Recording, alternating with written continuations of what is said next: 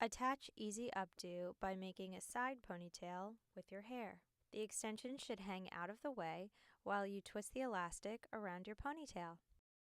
Separate your pony into 3 sections, placing an extension in each section. Braid the 3 sections as you normally would. Hold the end with your fingers. Wrap the braided pony around the base while supporting the rest of the style closely to your head with the other hand. The finished style should not sit higher than the middle of your ear and ideally should be positioned at the base of your neck.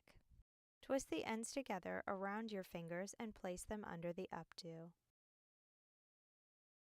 Using the enclosed bobby pins, secure the style starting with the ends.